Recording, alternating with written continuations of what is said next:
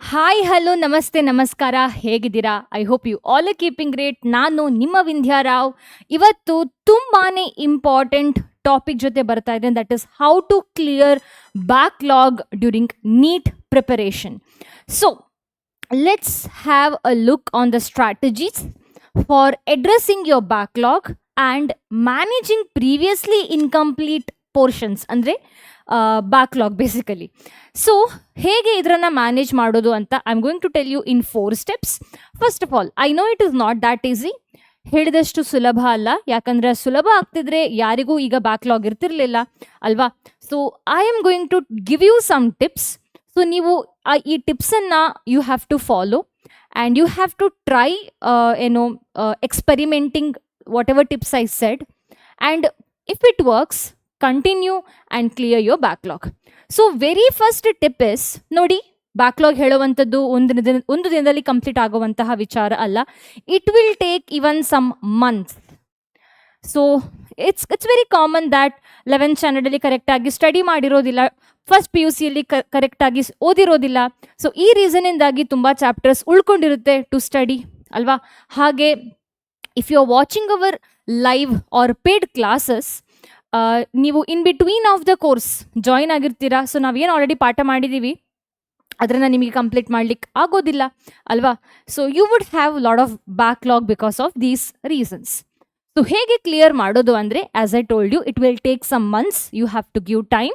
So ದಿನ 2-3 ಗಂಟೆ ನೀವು ಬ್ಯಾಕ್ಲಾಗಿಗೆ ಅಂತಾನೆ ಕೊಡಬೇಕು. ಓಕೆ, ಅಷ್ಟೊಂದು ಟೈಮ್ ಇಲ್ಲ ಅಂದರೆ ಇಟ್ ಇಸ್ ಓಕೆ, ಅಟ್ಲೀಸ್ಟ್ 2 hours. ಸೊ ದಿನ ನೀವು 6 ಗಂಟೆ ಸ್ಟಡಿ ಮಾಡ್ತಾ ಇರ್ತೀರಾ ಅಂತ ಅನ್ಕೊಂಡಿದ್ದೇನೆ. Minimum 5 to 6 hours you have to study. So ಅದರಲ್ಲಿ ಏನಿಲ್ಲ ಅಂದರೂ ಕಮ್ಮಿ ಅಂದರೆ 2 hours you have to give. ಸ್ವಲ್ಪ ಜಾಸ್ತಿ ಅಂದರೆ 3 hours. So 2 to 3 hours you have to give only for backlog. Okay, ನಿಮಗೆ ಗೊತ್ತಿರಬೇಕು ನಿಮ್ಮ ಹತ್ರ ಬ್ಯಾಕ್ಲಾಗ್ ಇದೆ ಅಂತ. So because of realising R because of telling to yourself that you have backlog, ನೀವು ಟೈಮ್ ವೇಸ್ಟ್ ಮಾಡೋದಿಲ್ಲ. ಓಕೆ, ಬ್ಯಾಕ್ಲಾಗ್ ಇದೆ, ನಾನು ಚೆನ್ನಾಗಿ ಓದಬೇಕು, ಈಗ ಟೀಚ್ ಮಾಡ್ತಿರುವಂತಹ ಕಾನ್ಸೆಪ್ಟ್ ಸಹ ಓದಬೇಕು, ಮುಂಚೆ ಪಾಠ ಮಾಡಿರುವಂಥದ್ದು ಸಹ ಓದಬೇಕು. ಸೊ ಇದೆಲ್ಲ ನಿಮ್ಮ ತಲೆದಿರುವಾಗ you won't be wasting your time. So you have to tell to yourself, you have to acknowledge, you have to accept first of all that you have backlog. And ದಿನ ನೀವು 2 ಗಂಟೆ, ಓಕೆ, ಮೇ ಬಿ ಬಯಾಲಜಿಯಲ್ಲಿ ಬ್ಯಾಕ್ಲಾಗ್ ಇದ್ದರೆ ಅಥವಾ ಎಲ್ಲ ಸಬ್ಜೆಕ್ಟಲ್ಲೂ backlog ಇದ್ದರೆ, May be ಒಂದು ದಿನ ಬಯಾಲಜಿಗೆ ಟೈಮ್ ಕೊಡುವಂಥದ್ದು, ನೆಕ್ಸ್ಟ್ ಡೇ ಫಿಸಿಕ್ಸಿನ ಬ್ಯಾಕ್ಲಾಗ್ ಓದುವಂಥದ್ದು, 1-2 ಗಂಟೆ ಫಿಸಿಕ್ಸ್ ಓದುವಂಥದ್ದು, ಮತ್ತು ನೆಕ್ಸ್ಟ್ ಡೇ ಕೆಮಿಸ್ಟ್ರಿ ಓದುವಂಥದ್ದು. ಸೊ ಈ ಥರ ನೀವು ವಾರದಲ್ಲಿ may be per subject 2 days you can give to study the backlog or the portions that you haven't completed yet. Okay, so it will take some time, it will take even months. Okay, ಒಂದಿನದಲ್ಲಿ complete ಆಗುವಂತಹ ವಿಚಾರ ಅಲ್ಲ. ಇನ್ನೊಂದು ವಿಚಾರ, backlog ಬೇರೆ, revising ಬೇರೆ. So ನೀವು already ಕೆಲವು ಟಾಪಿಕ್ಸ್ ಚಾಪ್ಟರ್ಸನ್ನು ಕಲ್ತಿರ್ತೀರಾ, ಆದರೆ ಅದು ಮರ್ತೋಗಿದೆ ಅಂತಂದರೆ ಅದು ಬ್ಯಾಕ್ಲಾಗ್ ಅಲ್ಲ. It means you need revision for those chapters. Okay, so have a clear cut what is backlog, what is revision. Revision do not need much time, ಆದರೆ backlog need lot of time. May be ನೀವು 2-3 week, ಎರಡು week ತಗೊಳ್ಬೋದು may be to complete each chapters of each subject. ಆದರೆ ರಿವಿಷನಿಗೆ you shouldn't be taking that much of time ಅಲ್ವಾ? And then verify no additional chapters R delayed. So backlog ನಿಮಗೆ ಇರುತ್ತೆ. So you should be learning a biggest lesson by backlog. Backlog first of all ಸುಮ್ಮನೆ create ಆಗಿರೋದಿಲ್ಲ, ಕೆಲವರಿಗೆ serious ಆದಂತಹ health ಇಶ್ಯೂಸಿಂದ create ಆಗಿರುತ್ತೆ backlog. ಇನ್ನು ಕೆಲವರಿಗೆ ಇಗ್ನೋರೆನ್ಸಿಂದ ಕ್ರಿಯೇಟ್ ಆಗಿರುತ್ತೆ ಅಲ್ವಾ? ಡಿಸ್ಟ್ರಾಕ್ಷನ್ಸಿಂದ ಕ್ರಿಯೇಟ್ ಆಗಿರುತ್ತೆ ಬ್ಯಾಕ್ಲಾಗ್. ಸೊ ಒಂದ್ಸಲ ಈ ಥರ ಬ್ಯಾಕ್ಲಾಗ್ ಕ್ರಿಯೇಟ್ ಆದಮೇಲೆ ಈ ಪದೇ ಸೇಮ್ ಮಿಸ್ಟೇಕನ್ನು ಮಾಡಬಾರ್ದು. So you have to make sure that you won't have any more backlog. ಈಗ ಇರೋವಂತಹ backlog fine, you have to clear. ಆದರೆ ಮುಂದೆ ಬ್ಯಾಕ್ಲಾಗ್ ಆ್ಯಡ್ ಆಗದೆ ಇರೋ ಥರ ನೀವು ನೋಡ್ಕೊಳ್ಬೇಕು. ಸೊ ಫಂಕ್ಷನ್ಸಿಗೆ ಹೋಗುವಂಥದ್ದು, ಫ್ರೆಂಡ್ಸ್ ಜೊತೆ ಸುತ್ತೋವಂಥದ್ದು, ಸೊ ಇದೆಲ್ಲ ಸ್ವಲ್ಪ ಕಮ್ಮಿ ಮಾಡಬೇಕು. ಹೆಲ್ತ್ ಇಶ್ಯೂಸ್ ಇದ್ದರೆ ಅರ್ಥ ಆಗುತ್ತೆ, ಹೌದು. ಅದರ ಡಿಸ್ಟ್ರಾಕ್ಷನ್ಸ್ ಅಥವಾ ಇಗ್ನೋರೆನ್ಸಿಂದ ಕ್ರಿಯೇಟ್ ಆಗಿರುವಂತಹ ಯಾರು ಬ್ಯಾಕ್ಲಾಗನ್ನು ಕ್ರಿಯೇಟ್ ಮಾಡ್ಕೊಳ್ತಾರೋ, ಸೊ ಅವರು ಸ್ವಲ್ಪ ಜಾಗೃತೆ ಆಗಿರಬೇಕು. ಜಸ್ಟ್ 1-2 ವರ್ಷ ನೀವು ಸೀರಿಯಸ್ ಆಗಿ ಕಲಿಬೇಕಾಗಿರುವಂಥದ್ದು. After that you need not study this serious at least ಅಲ್ವಾ? So make sure you won't add more backlogs. And the third tip is keep yourself cool during the process of this clearance of the backlog.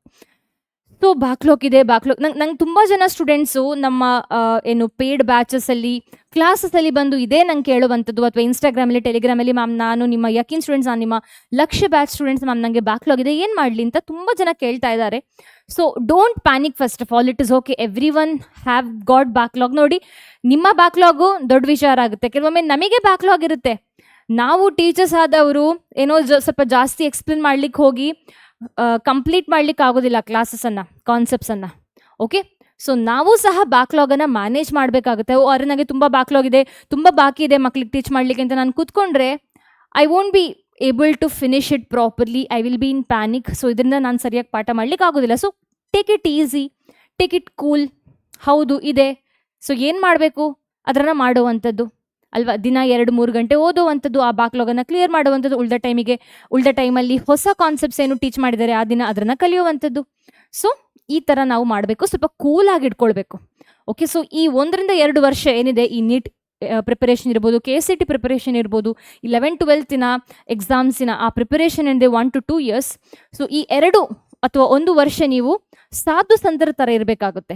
So ನೀವು ನಿಮ್ಮ ಪಂಚೇಂದ್ರಿಯಗಳನ್ನು, ನೀವು ನಿಮ್ಮ sense ಆರ್ಗನ್ಸನ್ನು control ಮಾಡಿ ಇಟ್ಕೊಳ್ಬೇಕಾಗುತ್ತೆ. So ಅದಕ್ಕೆ ನನ್ನ suggestion ಏನಂದರೆ meditation. If you really can't meditate, at least ನಿಮ್ಮ ಬ್ರೀದಿಂಗನ್ನು ನೀವು ಒಬ್ಸರ್ವ್ ಮಾಡಿ ಒಂದು 5 ನಿಮಿಷ. ಸೊ ಇದರಿಂದ ನಿಮ್ಮ ಕಾನ್ಸಂಟ್ರೇಷನ್ ಬಿಲ್ಡ್ ಆಗುತ್ತೆ.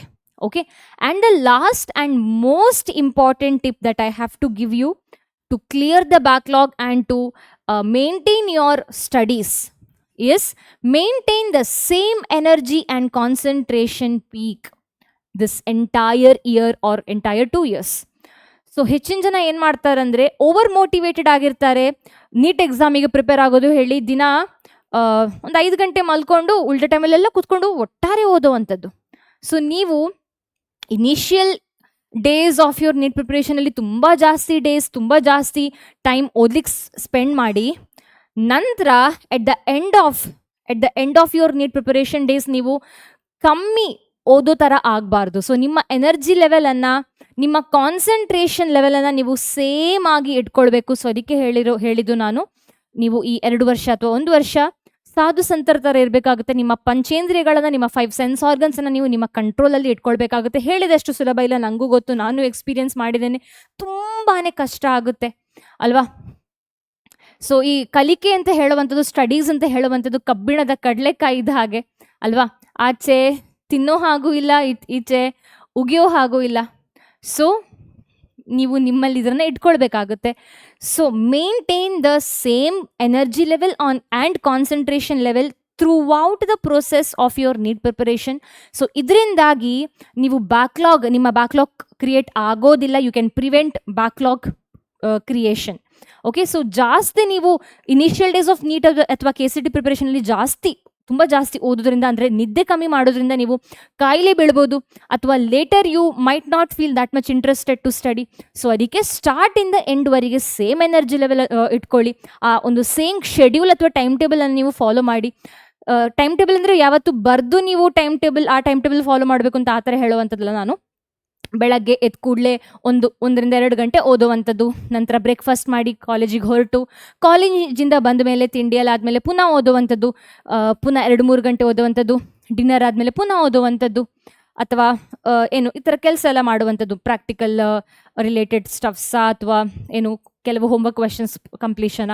ಸೊ ದಿನ ನೀವು ಒಂದು 5-6 ಗಂಟೆ ಓದಲೇಬೇಕು. 100% ಕಾನ್ಸಂಟ್ರೇಷನ್ ಕೊಟ್ಟು ಸೇಮ್ ಎನರ್ಜಿ ಲೆವೆಲ್ ಯೂಸ್ ಮಾಡಿಕೊಂಡು, ಯಾವುದೇ ಡಿಸ್ಟ್ರಾಕ್ಷನ್ ಇಲ್ಲದೆ ನೀವು ಓದಿದ್ರೆ ಬ್ಯಾಕ್ಲಾಗ್ ಕ್ರಿಯೇಟ್ ಆಗೋದು ಚಾನ್ಸಸ್ ಸ್ವಲ್ಪ ಕಮ್ಮಿ ಇರುತ್ತೆ. Okay, so these the 4 tips to overcome, to prevent the backlog and to complete the leftover portion. I hope ಈ ವಿಡಿಯೋ ಹೆಲ್ಪ್ಫುಲ್ ಆಗಿದೆ ಅಂತ ಅನ್ಕೊಂಡಿದ್ದೇನೆ. Thank you for watching. Let's meet in the next class, next video. Until then, bye bye.